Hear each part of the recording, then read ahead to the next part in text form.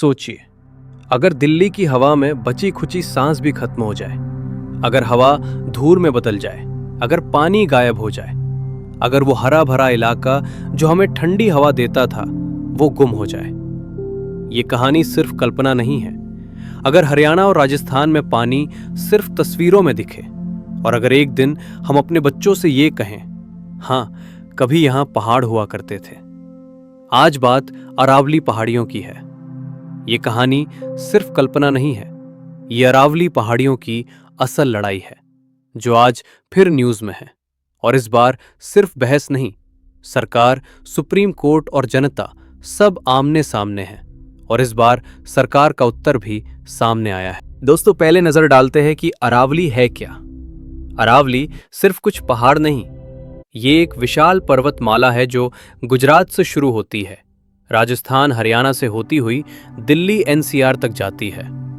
ये वही अरावली हैं जो हवा को साफ करती हैं, धूल भरी रेतीली हवाओं को रोकती हैं, भूजल को पुनर्भरण करती हैं और एक हरित ढाल की तरह काम करती हैं। अगर ये ढाल कमजोर होती है तो असर सिर्फ पेड़ों पर नहीं, हमारी सांसों और हमारी जिंदगी पर पड़ेगा। इसलिए अब सवाल, अरावली अचानक चर्चा में क्यों है? हाल ही में सुप्रीम कोर्ट ने अरावली की एक यूनिफॉर्म लीगल डेफिनेशन को स्वीकार किया। इसके अनुसार अब वही इलाका अरावली हिल माना जाएगा जो अपने आसपास के इलाके से कम 100 मीटर ऊंचा हो। यहीं से डर पैदा हुआ। लोगों ने सोचा, क्या 100 मीटर से नीचे का अरावली इलाका अब खुल जाएगा? क्या वहां माइनिंग और कंस्ट्रक्शन शुरू हो जाएगी?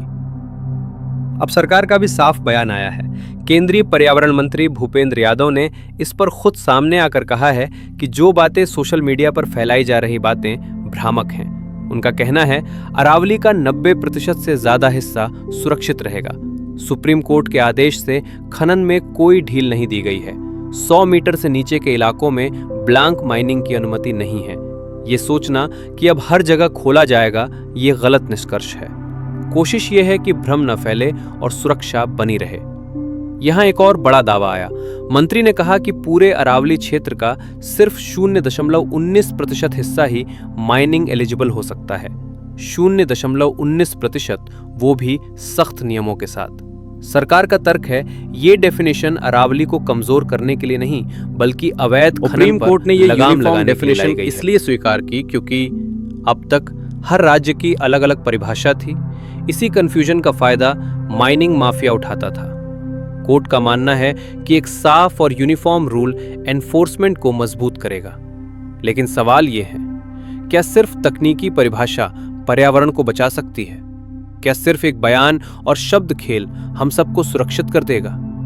विशेषज्ञों का कहना है कि अरावली की हर छोटी बड़ी भू आकृति महत्वपूर्ण है, चाहे वो 100 मीटर से छोटी हो या 500 मीटर के गैप से जुड़ी हो। अगर हम इनको अलग अलग कर देंगे तो उनका इकोलॉजिकल नेटवर्क कमजोर होगा। दिल्ली एनसीआर पहले से ही प्रदूषण और पानी संकट से जूझ रहा है। अरावली एक प्राकृतिक कवच की तरह है जो रेगिस्तान की धूल को रोकता है, हवा को साफ रखता है और भूजल को भरता है। अगर ये ढाल कमजोर हुई तो गर्मी, धूल और पानी की कमी और ज्यादा बढ़ सकती है। इस मुद्दे ने राजनीति को भी जगाया है। राजनीति में इसे विकास बनाम संरक्षण, पर्यावरण बनाम रोजगार जैसी बहसों में बदल दिया गया है। कुछ लोग कहते हैं कि ये पर्यावरण के नाम पर विकास की बाधा है, तो कुछ कहते हैं अरावली बचाओ। दरअसल ये झगड़ा सिर्फ राजनेताओं का नहीं है, ये हमारी जमीन, हमारी हवा और हमारे भविष्य का सवाल है। लेकिन इस फैसले से सभी संतुष्ट नहीं हैं। कांग्रेस और कई पर्यावरण संगठनों ने कहा 100 मीटर की सीमा आर्बिट्ररी है। राजस्थान में तो बड़े स्तर पर आंदोलन की चेतावनी तक दे दी गई है। विरोध करने वालों का डर यह है कि कानूनी परिभाषा बदली जा सकती है, लेकिन प्रकृति के नियम नहीं।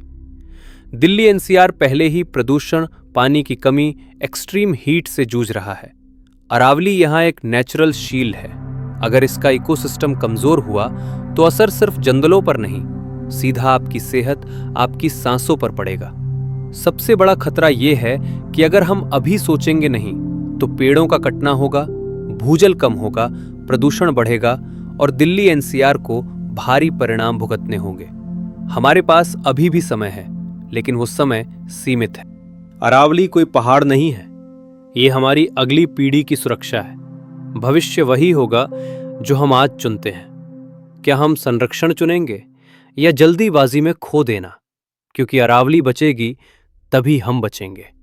आज सरकार कह रही है अरावली सुरक्षित है, पर इतिहास हमें एक बात सिखाता है, प्रकृति को सिर्फ कागजों से नहीं बचाया जा सकता।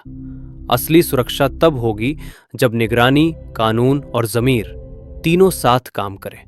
क्योंकि अरावली सिर्फ पहाड़ नहीं है, ये हमारे भविष्य की ढाल है, और ढाल टूटी तो वार सीधे हम पर हो। अब सवाल सिर्फ अरावली का नहीं है, सवाल ये है, क्या हम चुप रहेंगे? अगर आप चाहते हो कि अरावली बचे तो इस वीडियो को लाइक करो, शेयर करो ताकि आवाज दूर तक जाए, और सब्सक्राइब करो क्योंकि ये लड़ाई लंबी है। कमेंट में लिखो सेव अरावली या इग्नोर। देखते हैं आवाज ज्यादा किसकी है।